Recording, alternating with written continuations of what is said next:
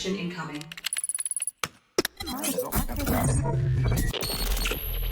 Connected.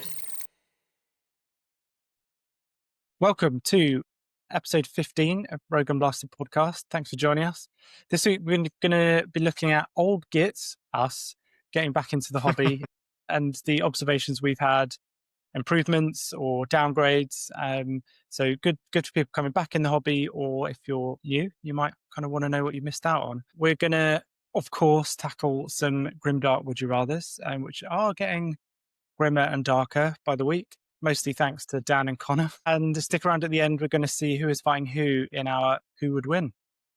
So, Dan, you said you got a Grimdark Would You Rather. Do we want the dark one first or the annoying one first? Let's build up to the dark one. So would you rather James paint nodding. 2 miles of Gilliman trim or 1 mile of scout heads? Should we start with James? Obviously, if someone's watched this podcast before, they'll know that my hobby skills are next to nothing. But that's changing, James. This could be great practice for you as well. Yeah, in this instance, I think that perhaps there's a chance I could get into some kind of flow state with the Gilliman trim. Okay. You know, once I kind of get in the zone, perhaps I could channel Gilliman himself and his concentration levels. Nice. And I think I just find that slightly more enjoyable for me. Just sort of your brush control at the end of that mile is going to be insane as well. Yeah. You'll be catching flies with this brush. Yeah. Like Mr. Miyagi. Yeah. I'd go for Gilliman. Nice. Sorry? Context, and I have some questions. Yes. How are we painting them? No airbrush. To what's tabletop with a layer brush, standard layer brush. Because I was just picturing James like just walking down the line with his Rattle tried can. and trusted raffle cans, or then walks over with a dip and just pours it. Yeah, just dip. Yeah, I think I'd take the mile of scout heads because I quite like painting faces, and I'm just coming to the end of painting Gilliman, and so I can't look at any more gold trim. That for was a just long the time. one Gilliman. Okay, nice. Yeah. Wicked. I can't remember if I was talking to Connor last week. I think if I was to repaint this Gilliman, I'd spray him all gold and fill in the blue. It'd actually be a lot quicker doing it that way. Really? Yeah. Pro tips there for if you're going to paint Gilliman. Spray him gold first. Sweet. How about you, Dan? 2 miles of Gilliman. However, it's because I'm going to try and do it in the Grimdark style. So it's like, hopefully, basically just gold, some kind of corrody effect, and then just enamels, and then go back along with the like... Gilliman would not have corroded armor, Daniel. Mine not would. a chance. Yeah, okay. He's been in Nurgle's garden. He's had a bit of a rough time. Yeah. Yeah. There's a law reason, obviously. Yeah. There's always a law reason for something. Yeah. Nice. All right. And what was your grim one? So would you rather kill Lucius the Eternal, or be killed by Urien Rakarth? I don't know who that is. For context, he is Drukari Master Homunculus of the Prophet of Flesh covered. So he's basically, of all the horrible people who will torture you and cause you pain, he's the boss. And he's also known for like potentially like causing you more pain after you're dead. So yeah, it's not great. And if you kill Lucius, you slowly become him, correct? Or he sort of possesses you. Yeah. But you become part of his armor. Just so your like soul is. That's the key point, isn't it? Within his armor. James's little smiling face in the corner. Oh my god! I think I would take Lucius because if you're part of his armor, some of that would be, his armor's just sat there doing nothing. Maybe. Yeah, but what if you're like the box? Like cricket players have.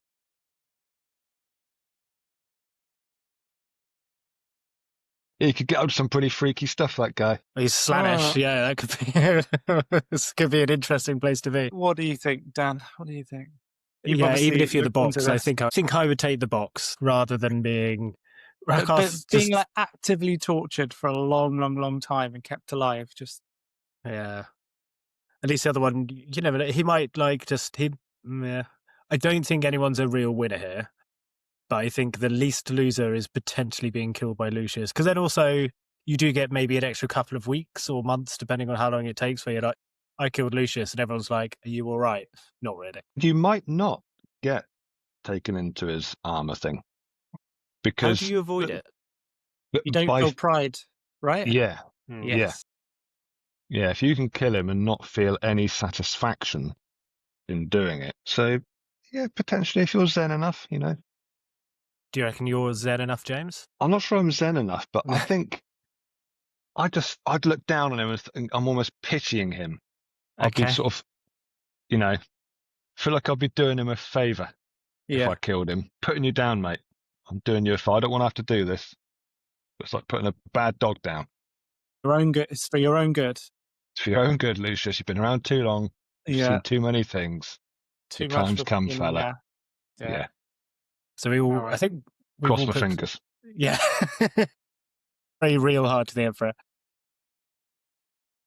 So I think Although we all knowing, Lucius. although knowing James as I do, pretty just try and get on board with it. Pretty quickly that turn into I'm covered in oil and worshipping the dark powers. I'd pray to all of them. I am Lucius. Hasn't even started changing yet. No, James, you're fine. You're not changing. No, it's okay. Take me. Take me the dark powers. Oh, dear. Nice. Awesome.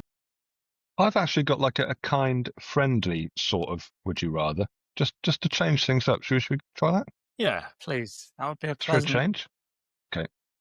So you're going to be going into battle against... This is going to be the darkest one we've ever Yeah. had, isn't it? 100%. No. Let's say it's against Chaos Space Marines. Mm-hmm. Sounds and pleasant. you can either go into battle wearing an Invicta warsuit or riding a Thunderwolf. Which would you choose? That's a great one. I really like that. And I've just pictured myself zooming into battle on both of those. So there's a great option. But did you say we're against Chaos Space Marines? Yeah, say Chaos Okay. Space Marines, yeah. So I've been on the receiving end of the warsuit, and it sucks, especially when your 20 blob of termagants gets hoovered up in a single round of shooting. But the wolves, I just can't get over. In my mind, they do look a bit goofy, so I'm just like, I'm going to sit myself in the Invicta, matrix it up, just sort of do the sort of slight lean back thing, 2 guns at each hand, just blowing shit away. Yeah. That's the way to go. Maybe like a cigar, take the helmet off. Yeah. Yeah. Perfect. Chalk up another kill on your little roll bars there. Have the servitor Yeah. do it for me. Little Yeah, the Connor-shaped servitor sat there. Yeah, just- the Christmas servitor. Thanks, Connor. James, what do you reckon? How did you picture yourself? Going into Well, battle? initially, I thought it would be the warsuit. Oh, yeah. It's the better piece of kit, but it would be great riding on top of one of those massive wolves, wouldn't it? It'd be great fun. And he'd be a buddy. Yeah. What if the You're a Thunderwolf dog- was you're a just dog like person. I was about to say, just I a like sized up dogs. version of your dog, James. Yeah, basically, yeah. Yeah. It's the same breed, just a bit bigger. So I think I would go with the Thunderwolf. Just for the extra jazz. And now I'm picturing you pelting into battle on the back of a wolf, but obviously from the waist up, you've discarded your armor. Yeah. Maybe some fur. Maybe some furs. Greased up on the back of a wolf, Nice. Yeah, Bolter in the other. long hair in the breeze, Yeah. beard yeah. in the breeze behind you. Yeah. Nice. God, what a sight. I think we need to get an AI version of that and put it up just at this point. I'll add it to the to-do list for the podcast. Yeah, that'd be what a visual. What a Greased up visual. Wolf Rider.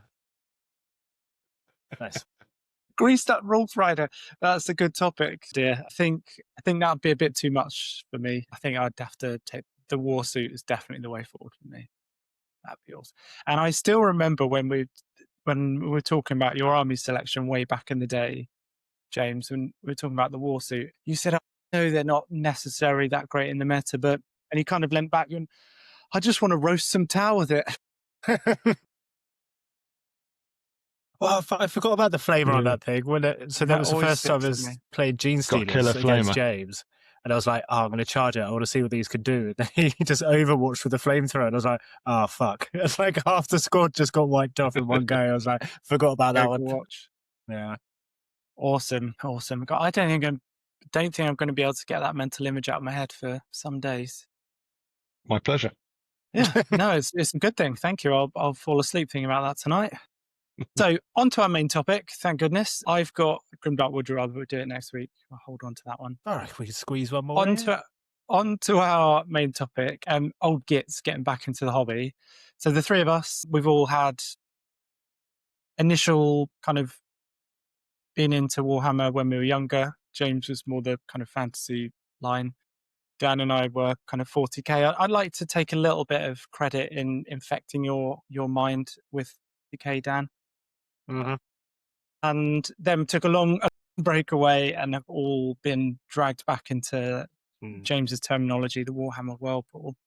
And let's face it, it's changed massively in that time.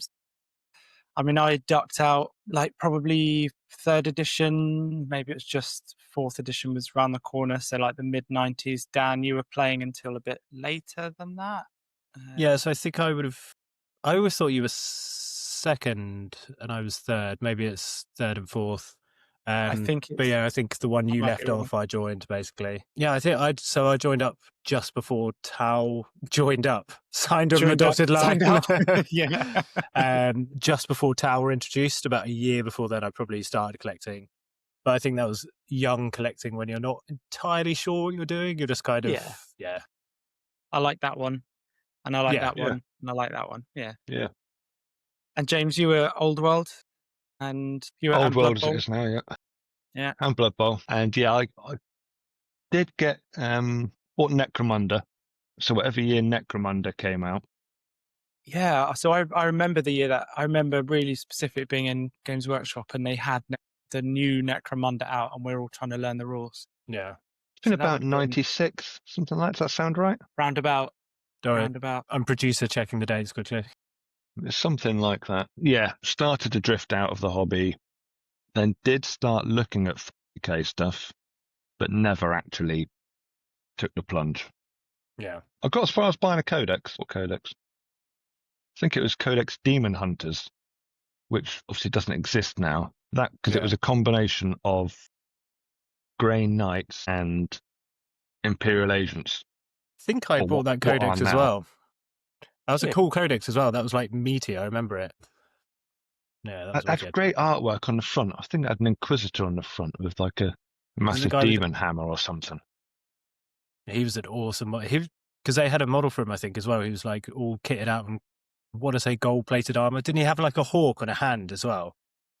Yes. Is he the guy that they just re-released and everyone was very unhappy about the money? Or am I thinking of somebody else? Potentially. People do tend to be we're so vague on this podcast sometimes, aren't we? We're so like, yeah, I think it was I remember something. Yeah, I have a memory. I have a memory. Well, this is why I have Connor normally to just be like firm and confident. Yeah. Right. No, you're talking about. No, I won't do his accent. So yeah, I mean, James, what was your first kind of smack in the face difference when you came back? What was the first thing you noticed? I think I was shocked at how big, and I know it's still not completely mainstream, but how much more mainstream the whole hobby's become, and how there isn't just the Games Workshop tucked away in some dark corner of the town. You know, now there are all these other hobby shops and things selling the stuff and other obviously game systems. Yeah, I think for me that was the biggest thing I realized. And then in terms of the actual miniatures and stuff, it's just the crazy range. There's everything now, isn't there? And I guess perhaps also the painting. I looked at some stuff and thought, oh, this is incredible. Who's painted this? And it was just an average Joe. Like the standard, I think, anyway, has gone through the roof. And I don't know if that's because people have learnt cleverer techniques or what it is, but what used to be reserved to the back pages of White Dwarf, people are just doing all over the place, it seems now. Yeah. Because I think when we all first started, we were probably all used to the like goblin green bases Yeah. and like a bit of like Yeah. modeling flock on the Yeah. bottom, and that was considered Yeah. like that was heavy metal. Sometimes you'd look at it and go, wow, look at that. And now, Yeah.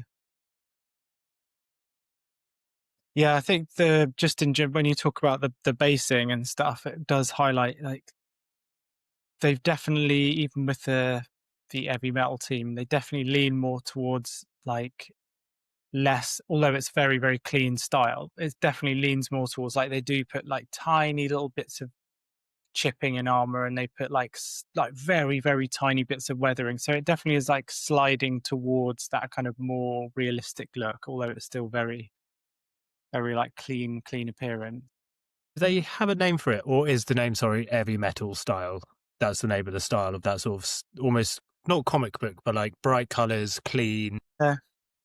Yeah, well, I guess there's no sort of agreed industry term, but most people would refer to it as like the box art style or heavy metal style. That's what people know it as. Yeah. Okay. Yeah. Yeah. What about you, Dan? What was your first kind of? Because you went out.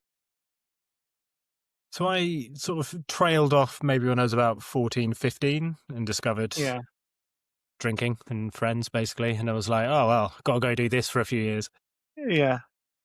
So But what, it what never were you had- collecting? What were you collecting at the time before you disappeared? So started with Space Marines. No, that's a lie. Started with Eldar, which has like a 12-year-old or maybe even younger. The mechanics behind that was just like pretty challenging to learn. Then third edition Dune is launched with their like, it's when they first went from all those pretty ugly old models, started having like a cohesive theme. So instead of having like a bright blue unit yet to like a green unit next to a red one, they were sort of like themed colors. You had all the biomorphs and everything. Did those for a Yeah, while, and then went to some of Space those Marines. first Tyranid models were frighteningly bad, weren't they? Well, I remember thinking of them quite lovingly, like, oh, I used to love that. And then when you Yeah. actually see pictures of them nowadays, like the Screamer Killer next to the Yeah. new Screamer Killer, Yeah. that's quite a jump in quality. Yeah, which does highlight one of the big differences is that That's the huge. the quality of the sculpts now is so good. Like they're so Insane. detailed. They're so much better at getting like cohesive look to a range. Yeah. Rather than, this one next to that one looks a bit odd, and then that one looks a bit odd. And I guess the technologies have come along. So it used to be either plastic or lead. And now the plastic technologies are just so good. And you put them next to the lead stuff, and the old lead models they look like they're just plastic models that have been melted a little bit. Yeah. You Yeah. just never get the definition, do you? Or do you remember trying to clip off like, yeah, because James, you built some of the old metal models as well, didn't you? Yeah. So you're trying to clip off like the bits of, it was just basically like a needle of sharp metal sticking off the model in like various points where it would be cast. And then trying to clip those off and get it smooth. It just never Yeah. quite worked. And then you would have essentially a big flat heavy piece of metal which you had to super glue to another big flat Yeah. heavy piece of metal. Yeah. Yeah. You spend an hour holding it together, you take your fingers away and an arm would just drop off and you're like, great. Yeah. Yeah. Oh, yeah. You'd have even just the smaller models. And I can still picture it so clearly, trying to glue my captain's arm on. And every time I'd get him out to play, his arm would drop off. Like every time. So I'd have to move around the table with his arm sat on the base. Every time. And then the super glue would build up. So you'd just be gluing like a layer of Further super and glue further to a out. layer of super and bigger gap. Yeah. So like the hobbying side of stuff has really come along. Like, and fair play to Games Workshop. Like they've really like moved with the times, and they've really like tried to improve technologies as they've Yeah. gone. They've moved along. I think the only exception is their resin stuff. It's stuff Pretty horrid. still, I'm guessing it's all CAD nowadays, but is anything still sort of like hand sculpted, do we know, or is that maybe a sort of secret of Games Workshop? Because it feels like it's all sort of computer design now, but Yeah, honestly, I'm not sure. I'm not sure. I would guess that it's CAD yeah. because the proportions are all very uniform. And if you look at the old hand sculpted stuff, like you can just tell it's hand sculpted because you look at it from a certain angle and the face might be squashed, or the proportions are just slightly off or whatever. Yeah.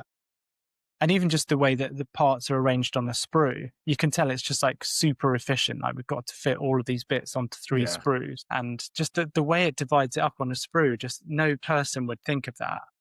No, Like that's a where good the point. divides in the model are, but I don't Well, know. you talk about like the old sculpts being not necessarily realistic. I mean, Space Marines.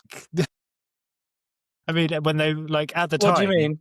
like just the proportion of an old firstborn Space Marine. Yeah, And for yeah. what, 20 years, no one really was that bothered by it. And then Primaris came out and everyone looked and went, oh, yeah, that's what it should look like. Yeah. Just even that jump up in quality was, yeah, insane. Yeah, that's true, actually. What do we think gaming wise? So I think the major one I noticed is when I used to play back in third, you didn't really, it was quite a straight game. You just had your units and you just sort of played with them. And now, obviously, with sort of command points and stratagems and secondary objectives, that's a whole layers of complexity and strategy on top of the game, which I think is very, very cool. It took me a second when we first started playing it, but once you get up to speed, it just opens up so many cool little options and ways to play the game.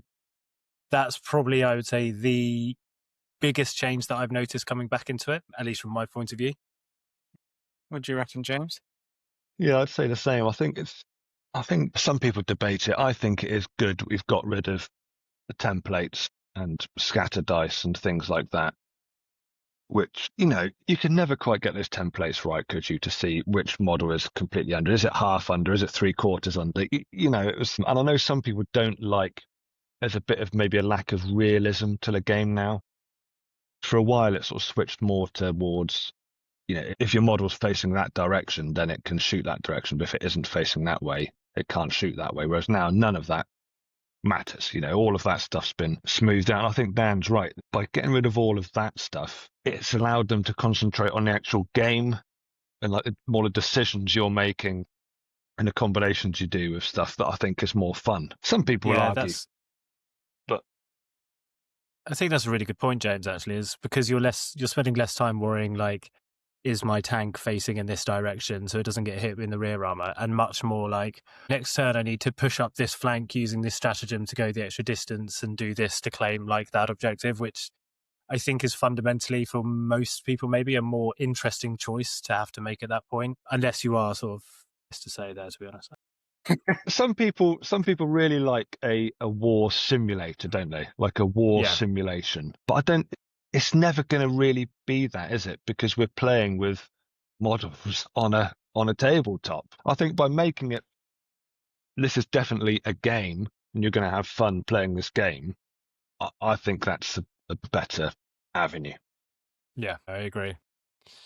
Yeah, sort of And embracing if you want to look at it from like if you're commanding an army, so you're like the overall strategic commander, you're not going to be telling your tank face this way. You're just going to say, right, this is the objective I need you to go and get, and then your tank commander or sergeant will decide how that gets done. So kind of, even if you want to be a bit more granular about like the fact that it is a war simulation, then that sort of works as well. Yeah, I Yeah, think 100%. so. Is there anything that we think has gone the wrong way? From the tabletop game, I remember especially third, you could customize like everything, and I'm not just talking about your captain and giving him cool war gear. There was the third edition Tyranids. You could basically invent entire units by taking your base Gorn and adding on different biomorphs. So if you wanted it to go fast, you could give it like extra adrenal glands and all the rest of it. Or that rings a bell. Ethan, that was awesome, and I feel like a lot of that's been lost. I think Connor mentioned it a while ago with his Tau battle suits. Like you could tailor each suit really specifically, and now you just have a few set options. I remember Chaos back in the day as well. You could, I think it was especially in third, you could basically pour like a quarter of your army's points into like your Chaos Lord, and he would start off as a lieutenant, and the more equipment you gave him, like the higher his rank and points cost would be. So eventually it'd be like he counts as a demon prince almost, just because he had so much shit. Or they might have been separate entries, I'm trying to remember completely, but it was just the way that it was structured. So you could just have this absolute monster that you put together with all your personalized stuff. And I think sometimes they could outperform like the special characters. So you saw less, like Logan Grimnar every match, and more, here's my individual personalized Chaos Lord named, I don't know, Yeah. Dan the Magnificent. Yeah. And I feel like James that. the oiled one. James the Yeah. oiled custode, exactly. And I feel like maybe that's been a bit lost, but I'd be intrigued to hear what you two think as well. What's your take on that, James? Yeah, I was, when I was playing fantasy before, I was a full-on hero hammer player. Yes. The rules were very, very slack then, to the point that I'm sure you could give like a dwarf lord the sword of Teclis, and things like that. There was no boundaries as to what if that enhancement or that weapon was in the list of cards, you could give it to anyone. Yeah. And it was kind of cool. Like you said, you could make like these sort of sorcerer lord, level 4 lord, super duper powered, give them the staff of Nurgle and various other things. So they're virtually indestructible 600-point monster storming across the table. It's great. Yeah, I do kind of miss that, I've got to say. Yeah. I feel like But they could. Sorry. Well, whether they could find a clever way to make it balanced and sensible without pissing people off. They could just bring it back to a certain degree, but just still keep it as like you can't really change the OC on a character. So you can have this absolute monster for like 1,000 points, but he can only capture one objective. So you need to make sure you use this guy like perfectly to wipe out enough of the army that your few troops left can take the objectives. Yeah. Well, it's basically knights, I suppose, really. Well, if you picture me as Connor for a minute, Yeah. he was talking last week. We were talking about this because we were talking about the evolution from 10th edition to 11th edition. I said, I'm not sure it's worth learning 10th edition now. And he said, well, it is, because 11th edition isn't going to be a complete rewrite. It's going to be just tweaking 10. So he thinks it's going to be more of a 10.5 almost. Okay. And so we were talking about this. We were talking about, I said, I don't necessarily miss all the tweaks, being able to, because it would take you forever to put your army list together. Because, you'd be there like, okay, well, I want this sergeant to have this weapon, and it would take you forever. But his take on it was, I think, probably about right, as usual. He thinks that you should just be able to alter characters, but troops is much more as they are now. So you have some options, but it's pretty universal. Yeah. And that, I think, makes a lot of sense. Yeah. Because I feel like why that works is because a lot of people, not everyone, not necessarily, but it's easy to almost see yourself maybe in that main character, or he's going to be your main like narrative driving force, and he's going to have all the dramatic moments when you charge him at the middle objective and stuff like that. So you're going to want to build around him and change him over time. Yeah. I think most people want, whether you're playing Old World, Age of Sigmar, okay, Horus Heresy, Kill Team, Necromunda, whatever else, Blood Bowl. XCOM, yeah. You want one character or one thing on your army that is kick-ass, and you think, now Rambo or This is Paul Atreides. Yeah. Paul's now going to go and wipe out that squad because he is that good. I think everyone kind of wants that one the hero thing, and you can't really have that at the moment. You can't have that. Right. Yeah, I don't know. But maybe in a way, though, it makes for better tournament gaming if you kind of like if someone rocks up like, oh yeah, I've got my Paul Atreides here, and he's got all this kit and this da da da da da. Like, you sort of never quite know what you're up against. Yeah. But yeah, then I think that opens the door to abuse a bit more, though. It does. Game. Oh, 100%. 100% it does. Yeah. People like you, James. People like me would take advantage because I can't help myself. Yeah. I'd start off using these powers for good, but they would turn to evil. Before I know it, covered in oil, worshipping the dark powers. Yeah. Yeah. Yeah. I am switching back to hobbying a little bit. Anything that we feel like has gone in the wrong direction, and because we were sort of quite pro hobby stuff, is there anything that we're against? So Like building, painting, that kind of realm. again, as the quality of the kits has gone up, the customization again in the kits has gone down, I think. Like I remember, and I get why, like because these are so much more complicated, they're probably a lot more difficult to get to work in specific ways. But say the old Space Marine tactical squad, you could Yeah. like a million different combinations to put them together and different poses and stuff. And now They still exist. we have. Although they're probably being phased out. They're probably being phased out. I imagine so. But yeah, that level of sort of customization isn't there, because that would be amazing. Say with like the gaunts and I've been put together, you're putting together 40 models, which are essentially 10 different sculpts 4 times each, and you just sort of they do look great, they look amazing, they're still so much better than they used to be. But then sometimes you just want to be able to, like, even if you could just like do a slight head turn or a slight sort of weapon configuration without having to get the pliers out and start clipping stuff, would be pretty cool. And then I do miss my old Bix box, which just had like thousands of spare hands and arms and heads and stuff from back in the day, which you got from that. Yeah, that thing about the Bits box makes me think of when I think when I did my first commission coming back to the hobby, I bought a few random models, and then I was like, oh, I've got loads of these like spare arms, spare weapons, spare heads. That'll be great. Getting Bits box started off.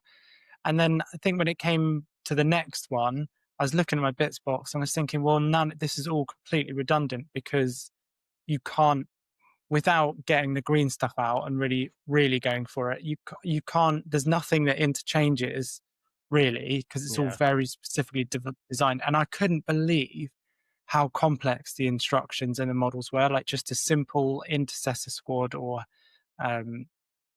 whatever it is, like you have, like you say, Dan, back in the day you'd have like 10 bodies and you'd sort of put them all together, and then it was pretty freeform after that if you really wanted. But now it's like, well, this front has to go that back, those have to go with this specific left leg and that specific right leg, that arm, and otherwise it doesn't really fit together properly, or it looks a bit, something that James would have made in his basement maybe. It all looks a bit freakish and gnarly. So yeah, I think that is missing nowadays, is that sort of easy customization. Yeah, no, I agree with that. Bit more sort of mainstream, beginner friendly, perhaps. Some of the It kits just do makes- seem pretty complex. Yeah, like you were a bit scared when I was sending you pictures of the sprues for your stuff, weren't you? Yeah, I mean, like that Tyrannofex or the Norn that you've just built. I mean, how many Yeah. parts were they? Not too sure. They don't take that long, but then But you're in I've a also- like you're pretty into it. You've done stuff like that before. You know what you're doing. But yeah, I've been doing imagine it since I handing was that like over 10. to someone. Yeah, imagine handing that over to. If you got halfway through your model and just said, "Right, James is going to finish this off," would you be Yeah. confident? Yeah, that's a good point. It must just be because it does let them do these more advanced sculpts, Yeah. and maybe you just can't always sort of like. But then again, even say like the Tyranid Warrior Prime and the like Von Roy Leapers, I reckon they'd be quite easy to do in that sort of like multi-part plastic kit rather than the monopose. But yeah, maybe it is just a bit more like, it's quite easy for us to sit here and go, oh, why aren't they doing this? We have no real insights. One of us needs to basically get hired at Games Workshop. Yeah, we do need a we Games need an Workshop insider. mold, don't we? You up for it, James? I'm already working on it. As soon as you said that, I'm thinking, Nice. yeah, okay, how can I get in there? Infiltrate. I'll find a way. I mean, you're talking about kits and stuff there. How? Yeah, because I'm not really involved in sort of the modelling side of stuff. But how prevalent are 3D kits now? People that are printing their own stuff. Are people doing it loads? Is that happening everywhere, or still very little, and people stick to the proper bona fide Games Workshop stuff? I think in America it's more prevalent, I would say, or just certainly from the customers that I've dealt with, people from the UK tend not to use like proxies or 3D prints. What they might, and this is a massive generalization, so take it with a pinch of salt, but there's just kind of from what I've seen, they might use 3D prints for basing, as quite popular, Okay, or for just parts to stick on. So, maybe you're trying to make your Terminators into more Black Templar theme. So you'd maybe get some 3D printed candles or chains or whatever it is from Right. Etsy or Yeah. whatever. Nice. But yeah, in the US, I see a lot more like actual proxying, like people, for example, someone's just commissioned us to do a Space Wolf Dreadnought, and he's sending the 3D print, and it's a very close resemblance, should we say, to Bjorn the Fell-Handed. It's not like it's different Yeah. enough that there's no copyright infringement, but that's Still the right-handed. probably yeah, exactly, yeah. So Yeah. so there, like, I think it's getting more and more, but I think people just, you can always tell a proxy, you can always see like there's just something off about the dimensions. There's something, it just doesn't quite hit the mark like the GW stuff does, and some of them are very Yeah. good. Yeah. um Because I think I don't from know. what you said, what makes loads of sense to me is fitting it in for the stuff that Games Workshop either won't do or just makes absurdly expensive. Like you said, those little Yeah. extras of like the candles, or say you want an extra 100 purity seals to make your guys look super gothic. Like to get them from Yeah. Games Workshop that's a massive pain. But if you can just Yeah. print them out for probably very, very cheap. Yeah. Yeah. I'd Yeah, be even- fascinated to see where. No, sorry, I was going to say, with basing in particular, it's the advances are amazing. One that I've used a few times is they do like a Gothic ruin, and again, Nice. it's called like Gothic ruin. It's not called Imperial Palace, which is very clearly what it is. But it's perfectly designed for Custodes, our favorite faction, and so I've used that loads of times, and customers really like that because it just fits the aesthetic perfectly. And Games Workshop don't do anything like that, so you're not going to be able to get that anywhere else. So I think it's a great niche, and I think there's independent 3D printers are really in a positive way have stepped into that gap. Because GW, I don't really get why they don't do stuff like that, because they could clean up with like basing and It could be. Could it be almost them protecting the community? I know that's quite a long shot for Games Workshop, but they might realise, like... Yeah, talk to me, Dan. Go on. Okay, my theory here, which might be massively, wildly wrong, is maybe they know that, like, realistically, they're always going to earn the big bucks from the main model ranges. That's where the majority of your R&D or your development costs you'd want to put. And they know that if they then sort of muscled into the other ranges, they might make a bit of money, but they're also going to put a lot of people maybe off the game system. So it's easier just letting those little bits go, and then we can and then also we're a bit more guilt-free if we see someone getting too close to like a new dreadnought. We can sort of bring out the lawyers and tell them where to go, but then they'll always have to still be involved with us because people are still buying all the mini candles to go on their thing. It's not necessarily in line with their history. Yeah, but I think maybe. you could be right. You could be onto something. I disagree. I think it's more about shelf space in Games Workshop shops. Yeah, and they want to keep a very premium. So you'll never see a discounted box in Games Workshop. You'll never see like, oh, this box is damaged. It's 25% off. Like you never used to see back that. in the day. That was great. Okay. Well, just in our specific store, occasionally they would have like. Okay.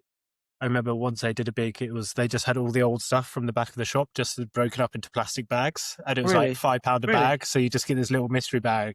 It's great. Games Workshop mystery bag. Oh yeah, not heard of that. But yeah, sorry, like you said, in the past 20 years, I've failed to ever see that again.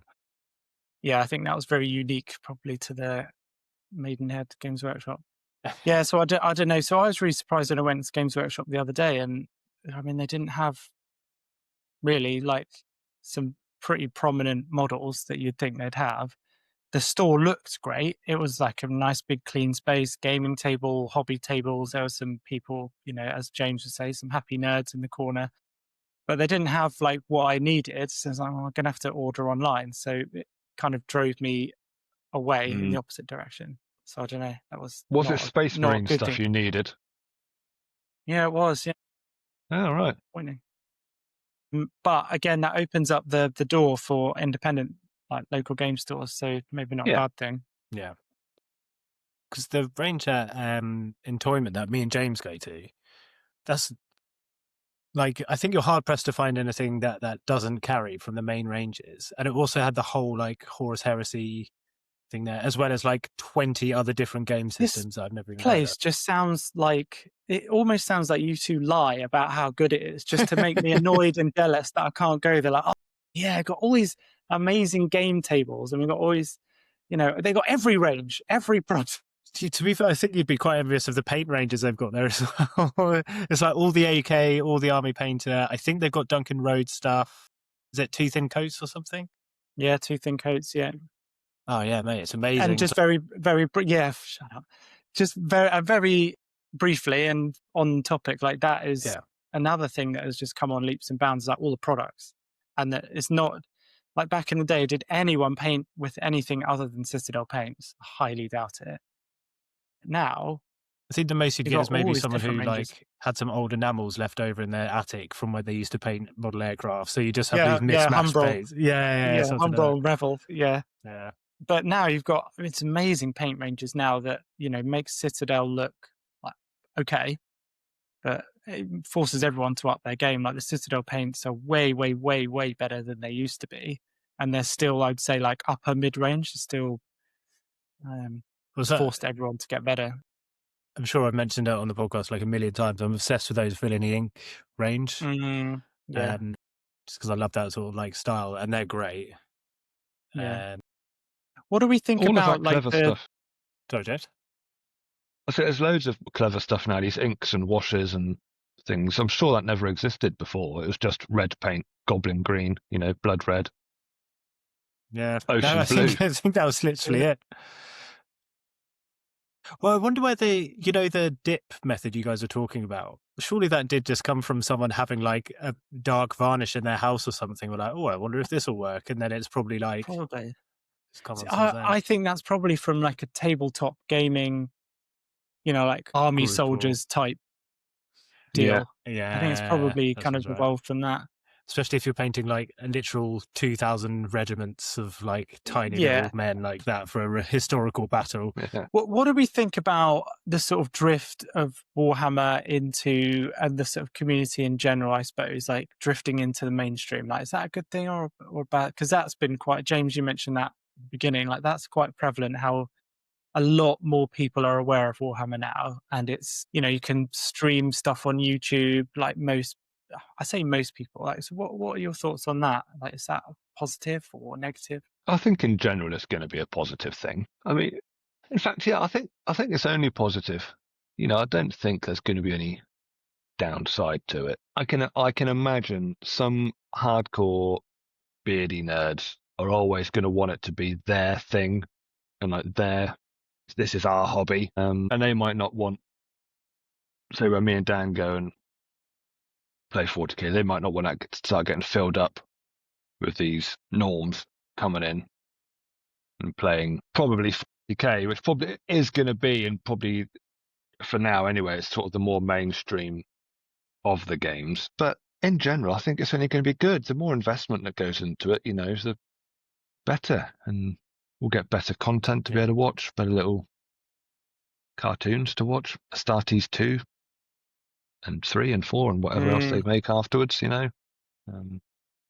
think it's good. Nice. I kind of accept what you're saying. I do worry that, so I picture something like the Star Wars franchise, which has like, it's gone fully mainstream, like Disney has taken it over, and like it's just lost its charm, it's lost its magic. It's just like a money printing machine for Disney now. And there's just like a new film released. I've lost track of the Star Wars films now. There's been so many, and then there's spin-offs, and then there's probably like animations and stuff, and I think it waters it down, and I think you lose something. And the thing with 40k is a lot of the appeal is just how grim it is, and that doesn't really fit in, that doesn't mesh with mainstream, like, because the mainstream wants that PG rating, it wants the mass appeal, it wants as many sales as possible.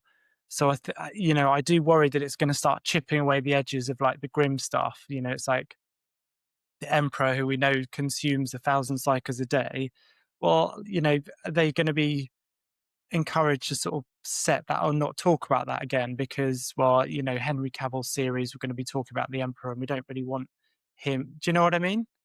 Does that make sense? Yeah. I think what might be interesting would be, so they're making Dune 3, or they've finished filming it, maybe. Have they? Maybe, maybe. I think I may have in passing seen something, but we definitely versus 40K. There's a few similarities. Yeah. But I think a lot of because Dune's weird. It's like half psychedelic, it's half Warhammer, and then so the second book starts off with a giant jihad which kills 16 billion people. So if the next movie launches and they keep elements of that in, then that's maybe a bit of a sign that you can have some of this more grimdark stuff in these big franchise massive IPs. And it does work without being too Disneyfied, potentially. So that could almost make whoever's going to be working with this IP in the future sort of turn around and go, oh, we can actually trust the audience to deal with this kind of thing. Or that grim darkness is just maybe a bit of a naturally built-in thing to be it can get huge, but maybe there is a limit that it won't make it to quite the Star Wars areas of the world. Yeah, because I also look at the Alien franchise, which the Alien first film, it's kind of like a space horror, and then the second one for me it was the pinnacle. Aliens was the best film, and then that was proper grimdark. That was pretty gnarly.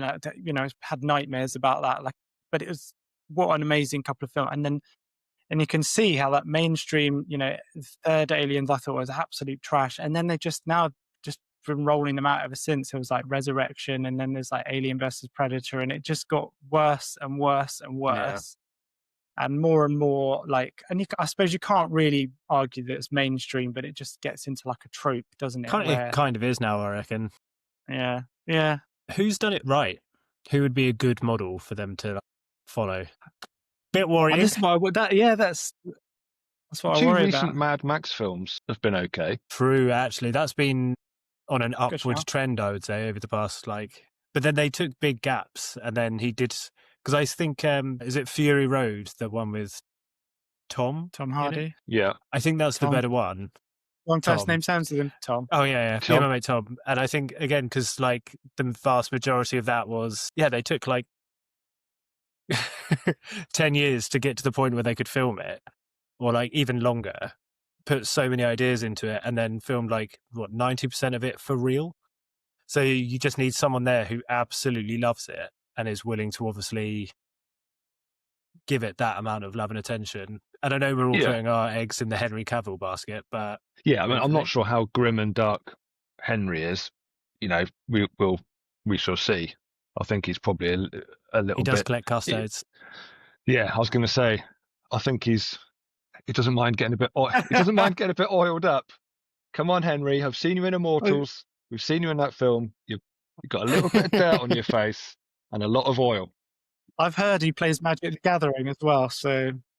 Well, if we could get... All right, him, Dennis Villeneuve is the guy who did Dune, and then someone else who did something quite dark to sort of do the more weird esoteric. It's put a trio of people to control that IP if it ever does reach that mainstream. That might work. Or just bring back some of the original artwork people from Warhammer. What's the name? Blanchitsu? John Blanche. Blanche. Yeah. John Blanche. I nearly said Henry Blanche. Yeah, John Blanche. Yeah, so a lot of his original artwork really fed the lore and vice versa. Whereas now I think the artwork is just, it's kind of commissioned out, we need a new artwork for this character. And it's already maybe drifting into that realm of repeating what's gone before. None of it, although there's very cool artwork. Yeah. That John Blanche stuff was properly original and you could stare at those pictures for a long time. And go on, James. Yeah.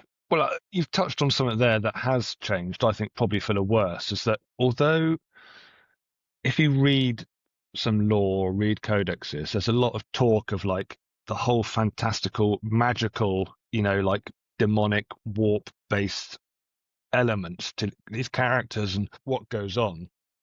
But when you look at a lot of the artwork now, it's fairly sort of sterile compared to that old stuff. When you looked at it, it did look kind of magical and alive. And what's going on there? Like, what the hell's that coming out of that? And, and it kind of encouraged you to use your imagination a bit more as well. It kind of drew you in a bit more. I wonder with the old artwork, how much was, I've created this cool image, let's write a story about it. And was like almost the artist informing the writing and back and forth when, like James and you were saying now, it does feel very much like we've written this piece of copy because we need to launch a new captain for this faction. Create some images. There's a gap in the market here. We need a new blah, blah, blah. Like, okay, here's the artwork team. We want you to go and do an artwork. Here's the media team. You go off and do yours. We'll contact a local artist, so it's a bit more formulaic, I'd say. But the other side of that coin is then, I think we've all said, say with Votan launching, have you seen a more sort of like unified faction that does look like it works? It definitely produces some really strong results. You just maybe lose some of the magic, essentially, of that sort of like chucked together, mishmash of ideas. Yeah, and you look at the old artwork, particularly around the Imperium and the Emperor, and people kind of had the guts to go and paint the Emperor like how they pictured him. And do you know, and then there's all these random, whenever you see old paintings and pictures of the Imperium, there's always these mind-bending weird characters like priests with like big hats and some random like Sister of Battle, just there's all these cherubs and there's all this weird stuff that you just think you wouldn't get that now, because no one's really allowed to just let their imagination wander into these odd territories, because it'll be sparking off like, well, that's not in the law. Oh, well, we don't have a model for that. Whereas back in the day, it's like, well, you can invent this weird and wonderful, crazy thing. And John, I think, Blanche said, do you know that classic picture of the Emperor on his chair, like where it's got all the wires almost like going up? Yes, and like isn't he? He's got an arm off, I think. That's right. Yeah. So Blanche said that picture was never meant to be the real Emperor. That's quite cool. Yeah, that was like the public facing thing that they just put out there, but actually that's not the Emperor. Because I think there's another one I've seen of like potentially even earlier where he looks almost more like organic, like more Eldar stuff around him, like probably closer to almost like, do you remember Fallout 1, the Master? Like he's a weird mutated guy at the end of the game, and like his face is like a screen and he's got like an eye on a thing, and it looks almost more along those lines. I'll see if I can dig it out and we'll stick it up somewhere. But there's like, that was old. Yeah. Things were creepier and slightly rougher around the edges. Like you say, there'd be some shadowy, weird, freaky character in the corner of the picture, and you'd sort of look at what the hell's going on there, and you'd have to use your imagination to kind of fill in the blanks a little bit. But now that's gone. So I think that's probably something that I think has been lost. So one thing I've noticed is you'll get people say online who'll like post a photo and be like, what helmet is this? And why is he using it in this image? And people will be able to be like, oh, that's the Mark so-and-so, so that's used because of X, Y, Z reasons. It's a very broad description there. But I just remember also the amount of times you'd look at some of the older imagery and be like, just no idea about any of it. Like it's all a mystery. Don't know what that weapon is. Don't know why his armor's different. And now a lot of stuff is very much like that specific insignia is all written about. And again, some people obviously love it, but I've always been very much like rule of cool. Does it look different? Yeah, that kind of sterile edge has come into it. I think the community is now like a massive improvement to how it used to be, like online and off, because it, like we were talking earlier about it going mainstream, it hasn't even gone mainstream yet, but the community is massive, like bigger than, I would argue, probably bigger than almost some AAA rate like star games, or at least it's more loyal or more long term. Like your group of people consistently playing Warhammer, I imagine, is less likely to switch to a new gaming system than say your group of people playing Call of Duty. And they do seem largely pretty positive once you get out of the toxic online spaces and meet people for real. They're all pretty great. Yeah, I think you're right. There's still some troll type ish characters lurking around online, you're always going to hate certain things. But For certain. but yeah, in general, I think you're right. Everyone's very helpful. There's not as many. I felt there used to be sort of gatekeepers. As you went to the Games Workshop, you had to get through a couple of sort of stages before you were in, didn't you? Yeah. So I think that's gone. Do you think, so obviously with the community getting bigger, the business getting bigger, do you think there's more of a corporate edge coming in that's a negative influence or positive influence? I think it's because I think it's been there for a few years. I think from what I can gather, it was really bad a few years ago, where they had some CEO in who was basically like, we're a toy company or something along those lines, and was just basically didn't care about the community, wouldn't release like any sort of like this is what's coming or zero transparency. And I think they've changed that around a lot. Obviously it's still not perfect and they still do all the IP stuff, but it does feel like it's better, and they've actually recognized like, oh, these are our fans and they're incredibly loyal, maybe we should be half decent to them. Yeah, so that's Games Workshop, but what about surrounding, because you've got like a lot. No, what you've said is a totally valid point, and I agree with you. I think GW corporate image is a lot better than, say, it was like 10 years ago, 10, 15 years ago. I heard a lot of horror stories from people who worked in the stores, from customers. Like, it was just generally known that you just didn't want to be a Games Workshop employee, or that's what it felt like from the outside. Now that image seems to have faded quite a lot. They seem to, but as the whole industry gets bigger, you've got a lot of other corporate interests like paint companies, like, media companies, commission painters, like all of that kind of thing. Do you think that's a positive thing? That's a tough one.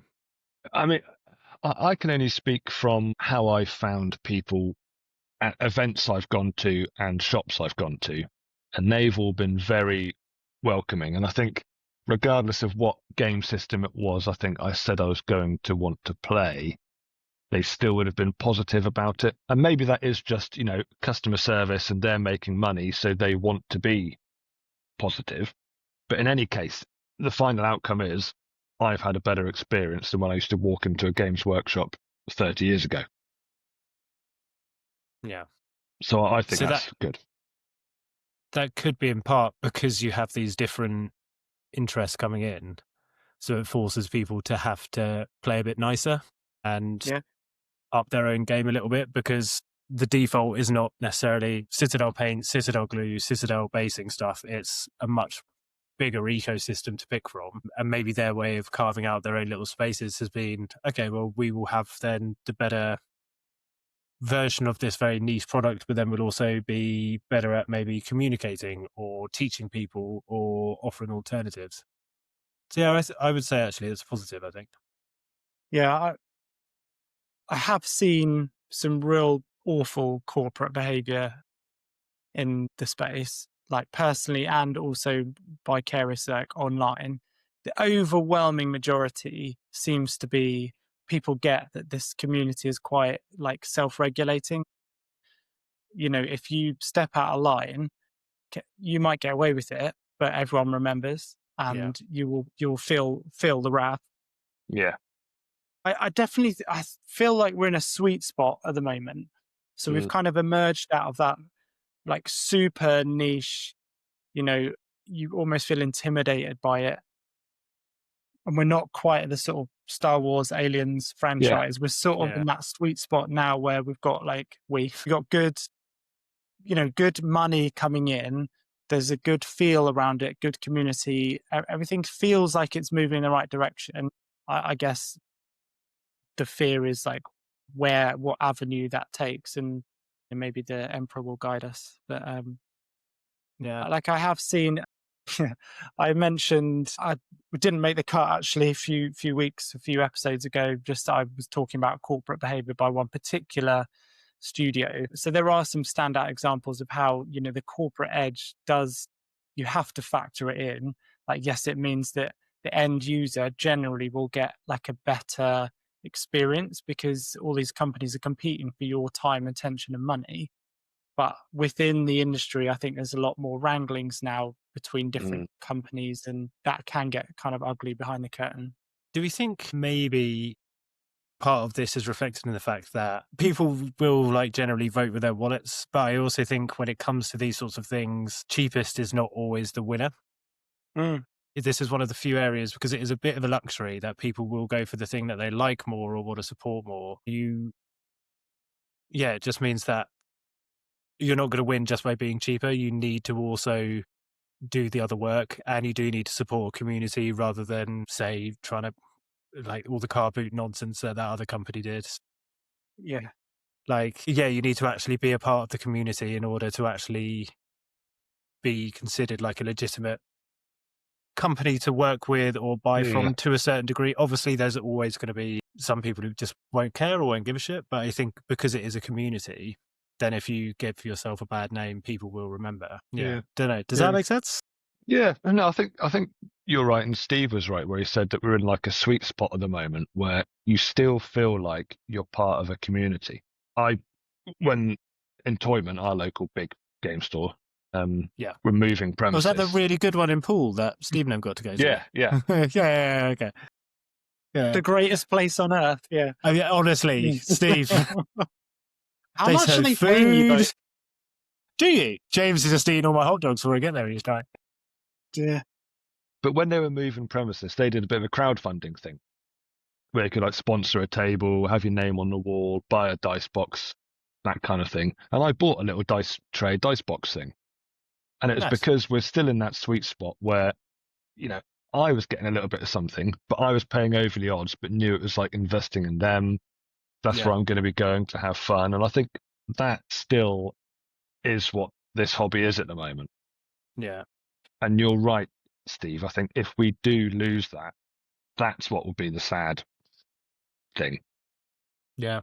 Hopefully we'll all be like the Emperor by then. We'll be like skeletons in some nursing home, just wired up, clinging to life. Well, you say that like you're not already in the nursing home, James. We figured it out. We know that you're there. Like your carer's just out of shot. We know that. We know that. She's holding the phone for you. It's not a carer. That's a servant, butler. But no, that's 100%. That's supporting independence rather than, because sooner or later there's going to be a chain of game stores that aren't just Games Workshop. They're a different thing. Then they're going to start eating up all the other smaller independents, and then the quality is going to go down and everything. So we are very much that sweet spot where we have all of these small independent people who are doing their own thing, doing it well. And the longer we can stay in that position and sort of support that community and spend with these people maybe rather than the big guys, and obviously Games Workshop. Yeah. I mean, I remember there was the few options for buying Warhammer back in the day, but it was always you'd have to go into the store, or you could do those like mail order things off the back of White Dwarf, and wait for like however long it was. And the two options were like the Games Workshop official store in one town near us, and then there was a really dingy little, I think it was a comic book store in a town near us. Shout out to Slough. Which, you don't go to Slough unless you have to, no offense. And there was a little comic book store there that had like one kind of stand of Warhammer stuff. And from what I remember, they had quite a decent selection for back in the day. But those were your choices, really. It was like the official Games Workshop store or, some dingy, dodgy place where you'd have to take protection. Yeah. But, so now we've emerged out of that. It's much better right now where we are, like, you've got choices. Warhammer came to America a lot later than it was in the UK, and it's still, the choice here is fantastic. And where you guys are, you've obviously got the greatest shop on all of the planet, this entoyment flipping play. So yeah, just evidence we're in that sweet spot, and hopefully it will kind of stay like this as it goes forward. I was just having a think. Say, from where I am in Bournemouth, there's one just off Boscombe High Street. I can't remember the name of it, but there's that one. There's another one in like Charminster. There's another one in Poole. Is that Level Up painting? Level Up, yeah, Level Up's pretty good. Pretty good in there. Shout out to Level Up, they're great. Good little store. In Toyman, and then I remember in Winton. What was the last one? In Toyman, have we mentioned it? I don't know if we've brought it up. And then Yeah, another like there was a place in Winton which even had like it was a similar thing. They just had like one rack in their store. So that's 4 independent places, Yeah. not including the Games Workshop in town, which is like the Yeah, guys in there are really friendly every time I go in as well. Shall I tell you where I started to sell Games Workshop stuff? Tell us. Hobbycraft. Interesting, really. Really? Yeah, I was in there to buy some Christmas paper just before Christmas, wandering around and thought, hold on, it's bloody Warhammer. And it wasn't What like did a they mass. have? It was mostly Space Marine kit boxes. I think there was some Death Guard there, funnily enough, and a couple other bits and bobs. But there was a nerd Amazing. there, fingering Wow. all the boxes, looking at the. Yeah, you. Do you know who I am? Yeah, get on, crap. But yeah, so Oh, even interesting. Hobbycraft have started to sell Games Workshop stuff. So sorry, but here we are talking about when it gets to the mainstream, but it's being sold in Hobbycraft. Like I think most people who play computer games will know what 40K is, which is a Yeah, pretty massive percentage of yeah. the world. Geeks. Nerds, Yeah. fellow nerds. What a gold. We're in the golden age of Warhammer, shall we say? Yeah, I think we are. Yeah, Yeah. sweet. Well, I mean, I literally could sit here and talk about this for another hour. I think we probably need another episode on this, and maybe Part invite 2. those other 2, whoever they are. Young Get man them Connor. involved. Young Connor and the That wolf. other bearded one. Well, we can't really call him the wolf anymore because he's 100% switched allegiance, isn't he? The to those dwarf? the little dwarf. How tall is he? Yeah. He's quite tall, I think. Oh, Grumpy. Grumpy. Yeah, grumpy. So let's whiz ourselves on to who would win. And I believe this was pitched by young James. And so we're going to pitch this week Typhus, Herald of Nurgle versus High Marshal Helbrecht. Interesting that you've picked a Plague Bearer. So James, talk us through how you think this will play out, and because you're pretty good on the lore of different war gear. So what do you know about these guys? Well, I'm really not sure. I mean, obviously, Typhus is now, he's like a low-key demon prince.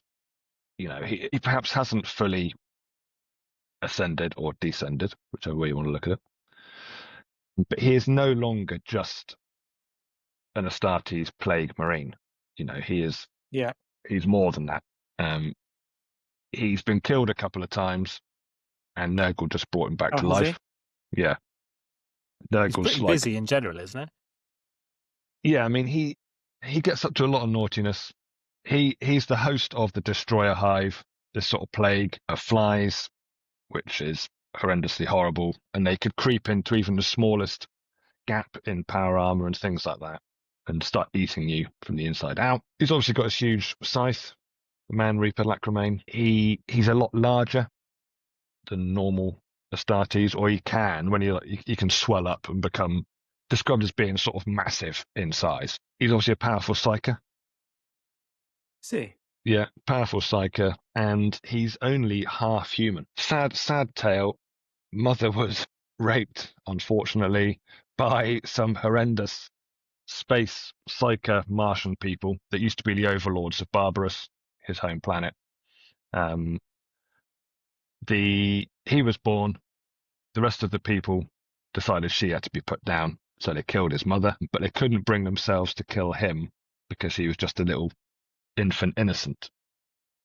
I feel like they made a bit of a mistake there. Well, they probably did, yeah.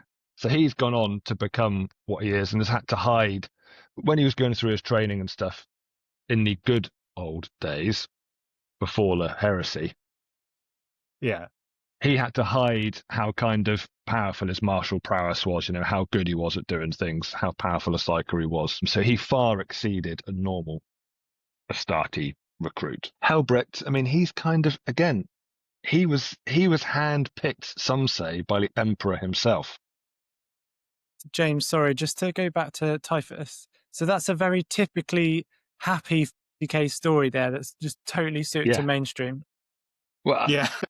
It's that sort of story that for 40K, that isn't that sad, is it, compared to some of the horrendous stuff that goes on? It's like, he's had a nice life. Yeah. Anyway, sorry, go on, Helbrecht. Helbrecht, some say handpicked by the Emperor himself, who sent out one of his psychic messages to the custodes, and the custodes kind of went and found the child, made sure he's protected, blah, blah, blah, blah, blah. Far exceeded all the rest of his fellow recruits, sped up through the ranks, very good swordsman, a particular love of violence and combat, and sort of extremely driven with hate for the Xenos scum. Nice. Artificer armor, iron halo, which is kind of a force field, probably one stolen from Dune. It's kind of a gravity-based force field type thing, so probably another idea stolen from Dune. And borrowed. And the sword he uses is said to have shards of Rogel Dawn's sword itself. Okay, nice. So one-on-one, I'm not sure. I mean, I don't think Typhus can be killed, which is a bit of a downer. In a bit of previous battles, Helbrecht has obviously wiped out loads of people, held his own against Ghazghkull, but apparently he was very badly beaten by Lilith Hesperax. Totally bossed him. But she is like a hand-to-hand fighting whiz. She is like the hand-to-hand from the Dark Elder, isn't she? She's kind of like, but she completely bossed him. Typhus held his own against Mortarion for a brief time before then being put down. Yeah. Also narrowly lost a duel with Azrael. But that was more, he was kind of overpowered by a few of Azrael's tricks and relics and trinkets and stuff. So it definitely seems like if you're fighting Typhus, you're not really fighting him, although you are. You're fighting everything that he brings. So he's just going to bring, like you said, the flies, the contagion, like the whole planet is just going to be like curdling around him. So even if Helbrecht could get to him, kill him, he's kind of fucked. Like you win the battle, lose the war. Yeah. Maybe. I think so. My thoughts are maybe if it was 1-on-1 empty room, because even Typhus's whole thing is he's big, he's heavy, he's in like Terminator armor. He's got like a what do you call it? A scythe, which is not exactly a 1-on-1 weapon, but Helbrecht does have like a sword and guns and stuff. I feel like Helbrecht should be able to maybe outmaneuver him and kill him. But the thing is, Typhus he's just part of this like big sludge of hate and evil that's just going to roll over anything. Yeah. Which, to be fair, the Emperor's, Black Templars would probably happily run at him and set fire to as much as they could. But I feel like Typhus is the one more likely to walk away from this. Well, he's got a ranged weapon as well, so I guess it depends. So what's Helbrecht's got? Like their combi weapon? It's like a melter. It's a melter and a flamer. Yeah, which is what you want going against Nurgle with. Yep. I see your scythe, and I raise you this melter gun. What's the deal with his scythe? Has that got anything? That's maybe taking it a bit literally, but it's poisoned. Yeah. I mean, isn't it dipped in the filth from Nurgle's chair or something? Yeah. If it breaks your skin, you're dead. Yeah, you don't want to nick yourself shaving with it. Could it be some kind of draw? Oh, do we do draws? Well, I don't know. Maybe. So they should be locked in combat for the next 100 years. Yeah. That's the thing is I reckon maybe then the experience that Typhus has is an extra couple thousand years takes it. Helbrecht is awesome, but he is still he is just a Marine at the end of the day. It's just, very skillful, handpicked, but he is just a Marine. The Emperor's chosen executioner, according to some information I got here. Yeah. I don't know. I think this is pretty close. I think this is a hard one to call. I've got some dice. Should we roll it out? Well, yeah. What's the deal with tabletop rules then? Who wins in tabletop? I don't know actually. Again, it's very close. They can both do mortal wounds to the other person before they even start sword fighting. I mean, I guess, but in terms of the weaponry, they can both do a very powerful strike, and they can both do a very powerful sweep attack. They're very evenly matched. This is about 11,000 years old. Helbrecht is, 400? Something like that, I think. Wait, Typhus must be older than that, surely. No, 1100. Yeah, because Typhus was around in the Horus Heresy, so he must be like, what did you say, 11,000, sorry? Yeah, he must be about Yeah, 11,000. sorry. Yeah. Sorry, I don't know why Do that you- was so important to me for a second there. Like, he must be this old. Like, that makes all the difference here. Yeah, I think this is a tough one to call. I do think 1-1. I think Helbrecht would win, Really? but yeah, I do. I just think if he can get in close, he's got a bit more sort of martial prowess, and I think he's just driven by, the Emperor. But then I think once he gets that killing shot in or whatever, he then looks around and just realizes that everything is just dissolving and he's just covered in flies, and he probably just dies next to him, I reckon. Yeah. See, I think And then it'd be... Typhus slowly getting back up off the ground afterwards. yeah. Well, that's what I was about to say. Did you guys watch Game of Thrones where it's the Mountain versus the Viper?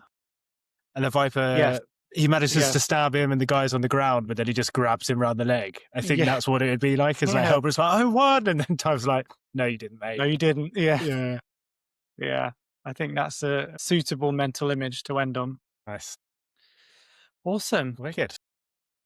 Thanks very much, you guys. That's been a really interesting little chat. Yeah, it's quite fun delving into the sort of Yeah.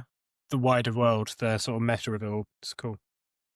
Yeah, I definitely think we could do another session on that quite comfortably. Nice. James, where can we find you? Easiest place is on Instagram. A couple of links there to the Blasted Miniatures website. My tag on Instagram is blasted.miniatures.james. Happy days. Dan, you still not really got a kind of dedicated... No, there's a little Warhammer. TikTok called Grimdark. It's very, very small, but I want to start, now these models are new painted, I'll start getting them up. James wanted to float the idea of us doing a little battle report. Maybe the next time we have a little match, That would be really we cool. get some that'd photos, be write really it up. cool. Yeah, nice. Yeah. And where would you play this battle? Have we mentioned the store that we go to sometimes? So it's, Yeah. So if we're going to have to contact them, just be, look, we're basically sponsoring you. We're basically giving you a shout out every 5 minutes on our show.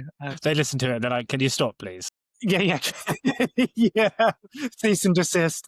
Brilliant. Well, if you're listening along, please give us a like, follow, subscribe. Really helps the show. If you've got a Grimdark, would you rather you'd like for us to tackle, you can email it through at studio@rogue-miniatures.co.uk. If you want your Rogue and Blasted t-shirt, which none of us are wearing right now, then you can get one of those at either rogue-miniatures.co.uk or blastedminiatures.com. If you're interested in commissions, please get in contact. So you can do that at the email address studio@rogue-miniatures.co.uk. If you're a fan of Battle Report channels and you haven't already found Daily Dice, please go and check them out. They do regular reports with some really nice looking armies. And at some point, our resident Connor is going to be appearing on those. What, have we got a date for that? Not yet. No, not yet. I think as well, James was quite interested in that idea. He was saying they've never had Tau on the channel, which I thought was quite interesting. So he was debating whether to take Tau or the sides, but he's... God hates Tau. We should all probably comment on it quite a lot, just being like, who's he Why playing against? yeah. Like, go on, Yeah. Space Marines. We love the channel. Don't ever play Tau again. Yeah. Oh my God, this podcast is racking up a lot of enemies, isn't it? Never mind. Brilliant. Well, yeah, thanks for joining us this week, and thanks to you two, and we'll see you next time. See you later. Peace. See you later, guys. Rogue transmission ending.